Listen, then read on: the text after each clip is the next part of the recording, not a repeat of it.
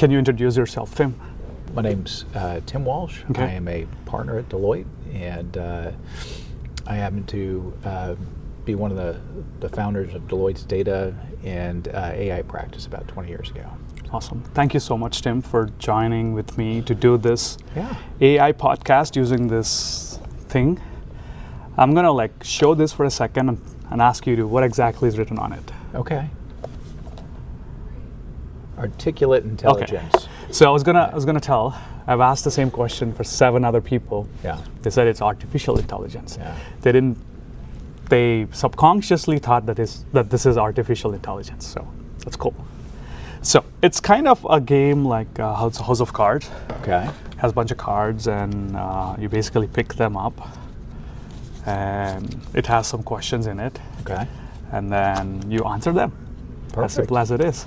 So I'm going to let you pick. There's gonna be trick cards in here. We'll start with 4. Let's start on the high side. Now, do I flip it and read it, or how? Yeah, you read it out loud and then Fill in the blank. Yeah. Fill in the blank. The biggest improvement AI will make to society will be dramatically improving testing. Testing. All forms. Okay. Medical testing, auto safety testing, any form of testing will dramatically increase testing. Do you think it's already happening now, or what do you predict? Like when do you think it's going to happen? I think it's still in its infancy. I think it's dramatically improving some safety testing, specifically around using more of a deep learning to scan the outside of large crafts to look for cracks and other defects in the outer skin of planes, rockets, etc. But that's being done heavily with a human. Okay. I think we will see dramatically more testing as soon as we solve the data sets that we need. Well, that's a great answer. I'm going to pick one. Okay, let's do it. True or false? Okay. Most people are excited about the possibilities of AI. Most people, yes. Some people are scared. I think my answer is yes. Okay. Some people are scared because they think that AI is going to take away their jobs. Yes. What do you think? Does AI really take away people's jobs? I think it will. I think it will end a number of jobs. Okay. I think some of those jobs I don't think people generally would prefer to do if you asked them. Okay. I think going back to search, when you would ask people to go find stuff and they would pour through pages and pages and pages, and that was when I was a researcher a long time ago, one of the things I did. Now it's at the touch of a finger. I think those types of activities, people will be happy to say, I'm happy that's gone. I do think that there's some where people have spent their lives on judgment and judgment on a data set that they know. And I think in some cases those jobs are going away and people are really concerned because that totally disrupts their livelihood. Yeah.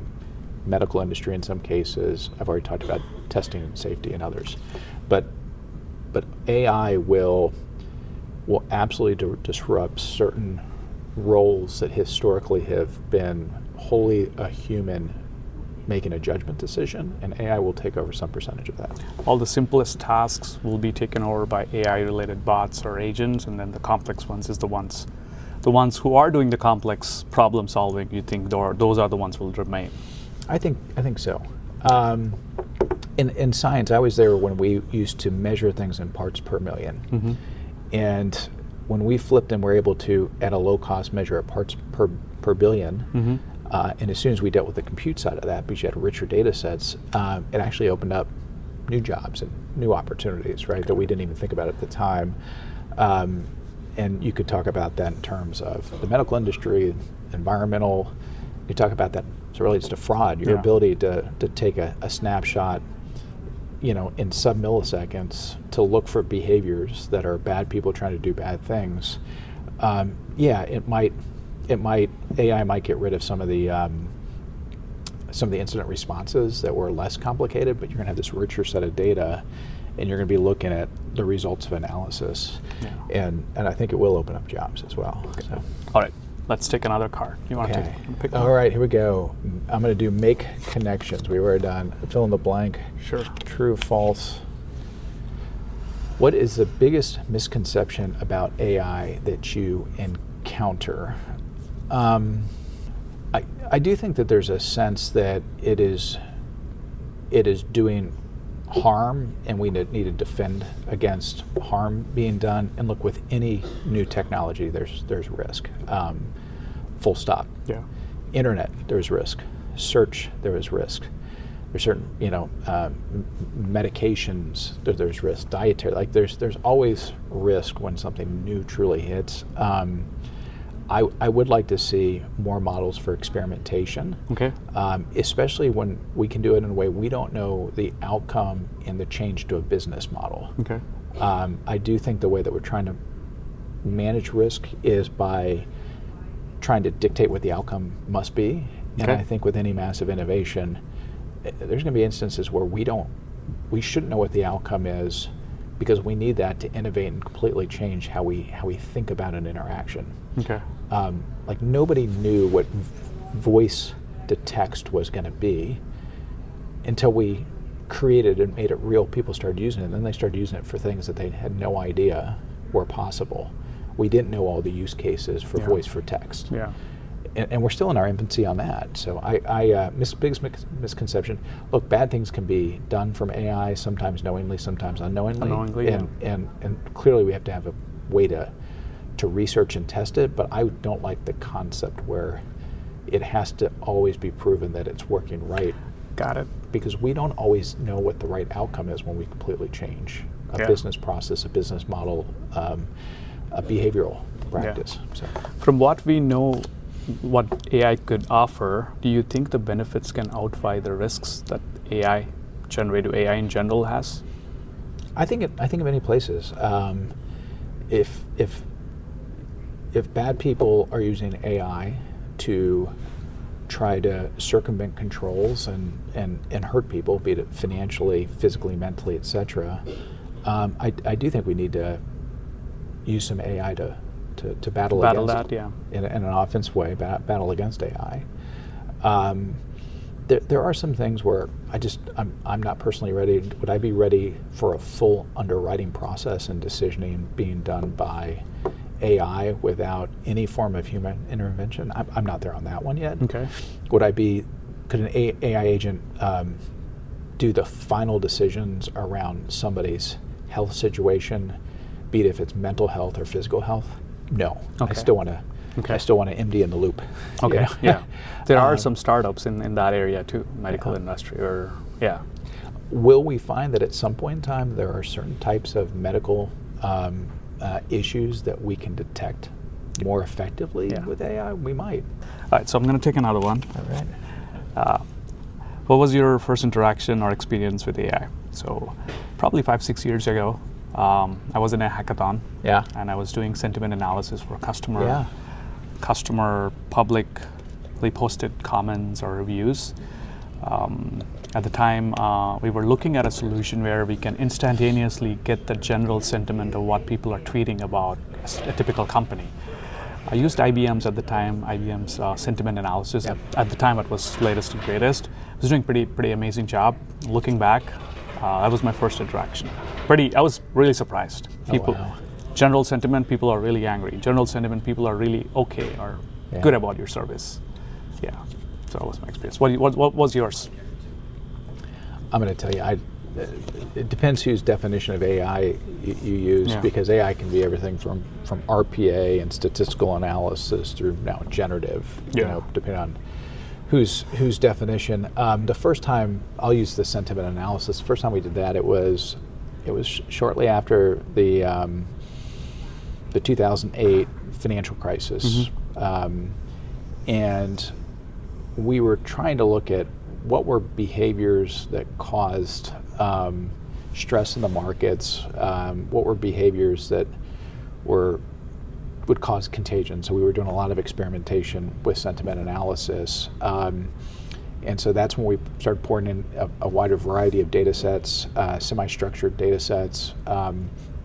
Still can do videos. Yeah. So if there was an analyst speaking with things going on in the background, you could only translate from the words that were actually being recorded. But that was pretty effective. I think at the time we had a model with close to 8,000 feeds. And for certain topics, we could predict stress in the market. Now, could we predict contagions, runs, things like that. No. Okay. But I think it was the first time at scale I was seeing the use of sentiment analysis. So Okay. that was 2011 or 2012. So Wow. Want to take next? yes, I need a true false. I need a Yeah. okay. AI is transforming every department in a business. No. Okay. It is transforming many departments. Has the opportunity. Look, I think it's so significant. It could have the opportunity to change every department. Okay. The computer did that. PDA's devices did that. The internet, in many cases, did that. So, but is it transforming everything today and transforming everything in the next 2 to 3 years? I'm not. I'm not quite there yet. Okay. So, Want to try one more? oh, sure. I think you've tried this. Yeah, you haven't tried that card. Okay, this is introduce Choose yourself. Yeah. One thing you wish you knew about AI. I wish I understood the tagging, Okay. the underlining. I'm sure it's a very sophisticated tagging of the underlining data sets Okay. that are used to put certain data sets into the models and exclude other data sets. Okay. And I'd like to understand that tagging construct. Okay. That it fascinates me. I don't know why that fascinates me, but how does the model know that it's a human Tim Walsh making a statement versus a cartoon, Yeah. making a statement, or a parrot making a statement, Wow. and so it's all voice. A parrot can say words, Yeah. can be taught to say words, but how does it tag the data behind the scenes to say human Tim Walsh, societal information about me, and all that underlying tagging Yeah, that that's goes insane. with the data sets that go in? I'd love to understand how that works. Wow. I'm going to pick one of these cards. All right. What's the best career advice you've ever received? Be comfortable in the gray areas. You're always not given the full information to solve the problem. Whatever the information you have, you need to pick it up, run with it, come up with a solution. Awesome. That's my career-defining advice. Okay. Changed a lot of perspectives that I used to see back in days. I still cherish that recommendation. Yeah, that's a good one. That's a really good one. Do you have? Do I have one? Yeah. Best career advice I've ever received. Don't wait to be asked. Okay. When I did research at Georgia Tech, I worked for an unbelievable person. Dr. Michael Saunders ran the School of Environmental Engineering. Dr. Saunders, if you see this, you rock. Don't wait to be asked. Okay. He also, that was coupled with being inquisitive. Okay. Ask the questions. I always be very broad in opportunity and experiences that can change your career. Okay. I learned as much about the business that I'm in, in consulting, classifying all the fruits, vegetables, and flowers for a large producer. Okay. Back in 2001. This was post 9/11. 9/11. Mhm. All my work in New York went away. I was asked if I could hop on a plane to go work for a big producer out in California, and I said, "Well, I'm a New York kind of Wall Street. That's where I work. I don't live there." And I learned more about classification in that project than I ever thought possible. Wow. Because there's a lot of ways to classify an apple if you want to, and there's a lot of different apples. And I think coupled with that is just opportunity instinct. Opportunities will generally not happen at the right time, but if it's the right opportunity, talk to your family about it, and give it a go. Definitely talk to your family about it First, but then okay. give it a go, and then just don't try to predict how long that opportunity is going to be unique. It could be 3 months, it could be 6 months, it could be 4 years. It could be gone soon too. And it could be gone soon. But in those opportunities, you can learn more than you might have in a decade. That's our greatest advice. So, Yep. Do you want to shuffle and pick something in between? okay, I will do. You had me on this one. What's one skill you're actively trying to improve, oh my goodness. This has nothing to do with AI. This is listening skills. Okay.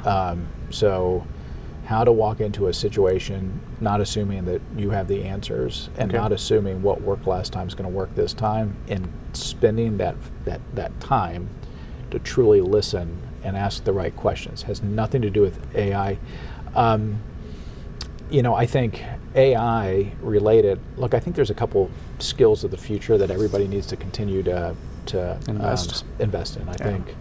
I think depth and cloud knowledge, continuing to dust off no matter how many years you're away from it, good, strong stats knowledge, Okay. good, strong linear algebra knowledge. Luckily, my kids are taking stats and linear algebra right now, so I can field these questions. But and then I think collaboration, getting the most out of collaboration tools. I would say that's the same thing you would recommend for someone who's in the college, graduating, getting ready for the industry, which is AI powered right now. I'd say college. I'd say high school. I do a lot with transitioning veterans. Okay. I get a lot of questions. What should we study? What should we do? I tell them the same thing. I might mix in learning Agile methods in the language of Agile. Okay. And which many vets who are special operators kind of did anyways. They just didn't have that language to apply it. And so, and look, math wins in an AI economy. Yeah. And specifically, linear algebra, stats. Okay. I think that those are probably two of the most important classes. Okay. Thank you so much, Tim. Really Thank you. appreciate you Yeah, this taking was time good. and doing this little articulate intelligence game with Yeah. me. Really enjoyed the Keep time. doing it. Yeah. Thank you. I'll make sure I get some of my colleagues to sign up and do these. Thank you. Thank this you. was Appreciate good. it. Yeah. I'll send this to the dean of CCI.